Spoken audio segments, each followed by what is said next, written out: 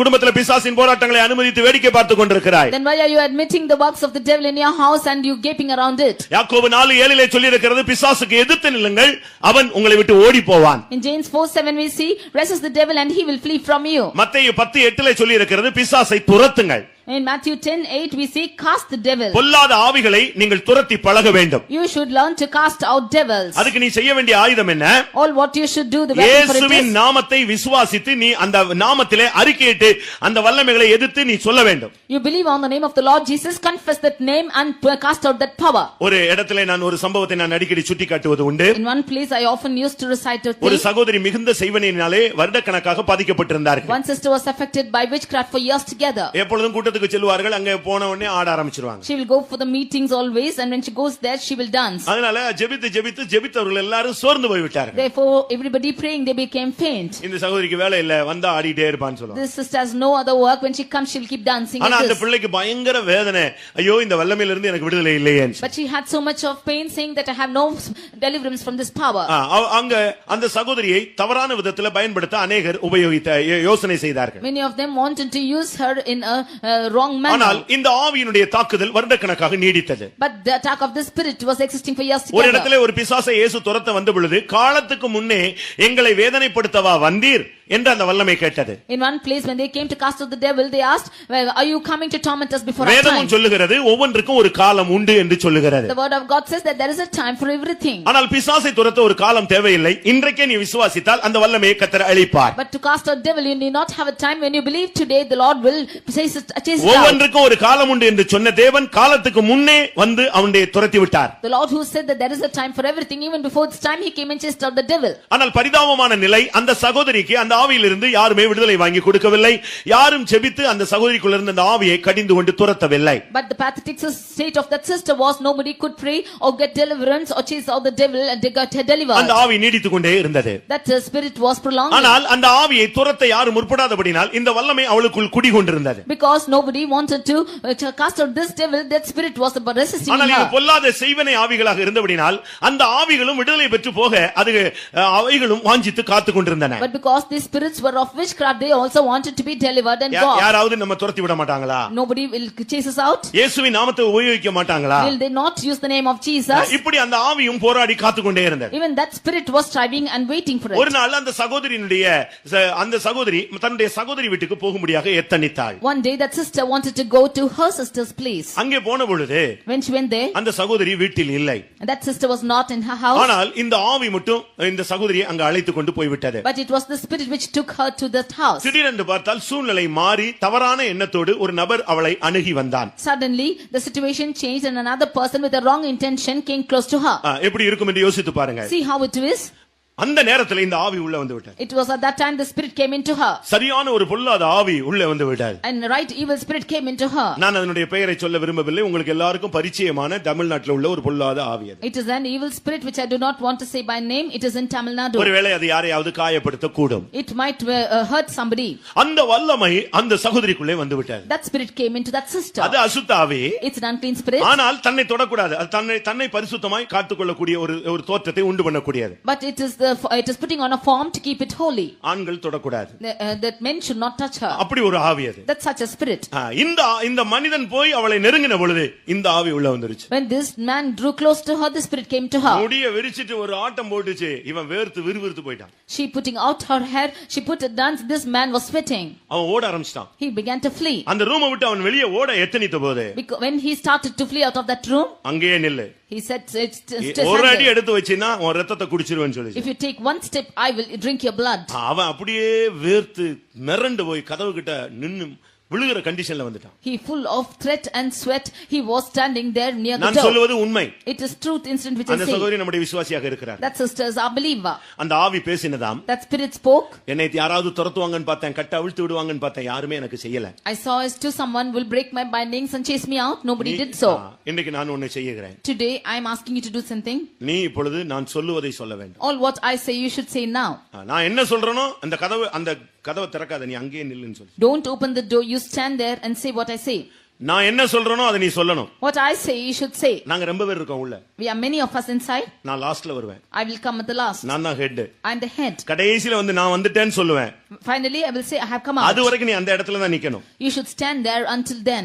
என்ன சொல்லணும்னு கேட்டாங்க. He said what I should say. கையை கட்டிட்டு சொன்னா என்ன சொல்லணும்னு சொல்லு என்னை விட்டுருன்னு சொன்னா. Folding his hands, he said, what should I say? You leave me. நான் இப்ப மறைஞ்சுக்குவேன். I will be hidden now.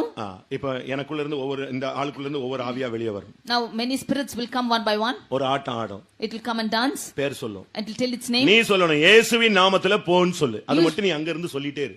You should say, in the name of Jesus you go, and that is all we நீ say. சொன்ன உடனே இந்த ஆவி விழுந்துரும். When you say so, the spirit will fall. அடுத்த spirit வரும். Then the next spirit will come. இப்படியே ஒண்ணொண்ணா நீ மட்டும் அந்த வேர்டை மட்டும் தான் யூஸ் பண்ணணும். இயேசுவின் நாமத்தில் போ, இயேசுவின் நாமத்தில் போ. இந்த வார்த்தையை மட்டும் சொல்லு. லாஸ்ட்ல நான் வருவேன். You should utter only this word saying, in the name of Jesus you go, I will come at the last. எனக்கு அந்த வார்த்தையை நீ உபயோகம் பண்ணு. You utter that word for me. அதுக்கு பிறகு நான் விழுந்துருவேன். And after that I will fall. நீ இந்த ரூம்ல நிக்காத ஓடி போயிரு. You should not stand in this room, you should run out. அவன் ஒரு இந்து சகோதரன். He was a Hindu brother. ஆனா நிர்பந்தமான சூழ்நிலையில சிக்கி கொண்டான். But he was caught in a desperate situation. உடனே இந்த ஆவி போனது அடுத்த ஆவி வந்து பயங்கரமா நாக்கெல்லாம் நீட்டிட்டு ஆட ஆரம்பிச்சிருச்சு. Immediately that spirit went and another spirit came and put out its tongues and it was நம்ம dancing. விசுவாசியே பிசாசு பார்த்தா ஓடி போயிரானே. அவன் எங்க நிப்பான்? அவன் பயந்து நடுங்கினா. அந்த ஆவி நாக்கு நீட்டிட்டு சொல்லிச்சு, பயப்படாத, இப்ப நீ சொல்லு. அந்த வார்த்தையை சொல்லிட்டு போச்சுல, அந்த வார்த்தையை இப்ப சொல்லுன்னு சொல்லிச்சு. When a believer itself is running, this man was trembling, and when that spirit said, you do not fear, but you tell that name and you will go. இவன் நடுங்கி போய் இயேசுனா யாருன்னு தெரியாது, இயேசுவின் நாமத்திலே போன்னு கத்திட்டான். He was fearing and he does not know who Jesus is. He shouted out. அந்த ஆவி விழுந்தது. That spirit went. அடுத்த ஆள் வந்துச்சு. Next person. இப்படியே மணிக்கணக்காக இந்த ஆவிகள் போய் கடைசில first attempt வந்தது. Like this, all the spirits went for hours together and the first attempt came. அந்த ஆவியும் போனது. And that spirit also went. அந்த சகோதரன் அன்னைக்கு தான் புரிந்தான் இயேசுவின் வல்லமை. அவன் ரட்சிக்கப்பட்டான். It was that day that brother understood the power of Jesus. இன்றைக்கு இந்த கூட்டம் முடியறதுக்குள்ளே இந்த சர்வ வல்லமையுள்ள நாமத்தை நீ வாயினால் உச்சரித்து உன் குடும்பத்துக்கு விரோதமான வல்லமைகளை நீ எதிர்த்து நிக்கணும், துரத்த வேண்டும். Today before the close of this meeting, you should utter the name of Jesus and resist the powers and chase the powers which are working against your family. இயேசுவின் நாமத்தை சொல்லுவதற்கு இன்னொரு ஆள் தேவையில்லை. நீ யாரா இருந்தாலும், எந்த மூலையில இருந்தாலும், எந்த சூழ்நிலையில நீ அகப்பட்டிருந்தாலும், இயேசுவின் நாமத்தில் உன்னை எதிர்க்கிறேன்னு சொல்லு, இயேசுவின் நாமத்தில் உன்னை துரத்துகிறேன்னு சொல்லு, அந்த ஆவி ஓடும். There's no need for anybody to tell the name of Jesus wherever you are, what situation you are. You confess the name of Jesus and you cast in the name of Jesus. That's ஒன்று எதிர்த்தல். One thing resisting. இரண்டாவது துரத்துதல். Secondly casting out. மத்தேயு 12:29 அந்த வல்லமைகளை கட்டுதல். Matthew 12:29 you're tying the name. லூக்கா 10:17 பார்க்கும் பொழுது அந்த வல்லமைகளை கீழ்ப்படுத்துதல். Luke 10:17 you subduing those powers. ரோமர் 16:20 அவனுடைய தலையை நசுக்குதல். Romans 16:20 you bruising its head. 1 யோவான் 3:8 அவனுடைய கிரியைகளை அழித்தல். 1 John 3:8 you are destroying its works.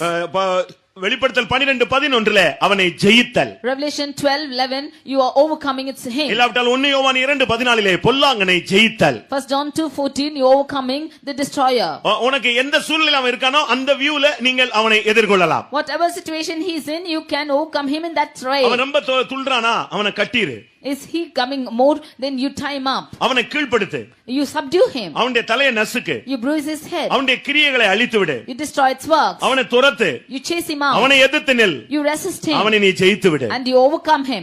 இதுக்கு ஒரு பாஸ்டர், இதுக்கு ஒரு வரம் பெற்றவர், ஒரு வல்லமை பெற்றவர் எங்க இருந்து வானத்துல பூமியில இருந்தெல்லாம் வர வேண்டிய அவசியம் கிடையாது. You need not want a pastor or a gifted person to come from heaven or earth. உனக்குள்ளேயே அந்த நாமத்தின் சக்தி மறைந்திருக்கிறது. You have the power of that name hidden in you. நம்மில் அநேகருக்கு நமக்குள்ள இருக்கிறதான ஜீவன் தெரியவில்லை. Many of us do not know the life which is hidden in us. நமக்குள்ள இருக்கிற வல்லமை நமக்கு தெரிகிறது இல்லை. We do not know the power which is in us. நமக்குள்ள இருக்கிற பலன் நமக்கு தெரிகிறது இல்லை. We do not know the strength which is in us. நமக்கு தரிக்கப்பட்டிருக்கிற நாமத்தின் சக்தி நமக்கு தெரிகிறது இல்லை. We do not know the power of the name which is being put upon us. அருமையானவர்களே, உங்களுக்குள் இருக்கிற வல்லமை சர்வ வல்லமை. Dear beloved, the power which is in you is an almighty power. வானத்திலும் பூமியிலும் அதிகாரம் படைத்த சக்தியை தான் நாம் பெற்றிருக்கிறோம். We have got the power which has authority over heaven and earth. நாம் தெய்வத்தை ஆராதிக்க கூடியவர்கள் அல்ல. We are not the worshipping a God which is perishing. நாம் உயிர்த்தெழுந்த தேவனை ஆராதிக்க கூடிய ஜனங்கள். We are worshipping a resurrected God. உங்களுடைய வாழ்க்கையிலே ஏதாவது யுத்தங்கள் இருக்கிறதா? Do you have any wars in your life? ஏதாவது போராட்டங்கள் இருக்கிறதா? Do you have any struggles in your life? ஏதாவது தாக்குதல்கள் இருக்கிறதா? Do you have any attacks in your life? இன்றைக்கு நீங்கள் நான்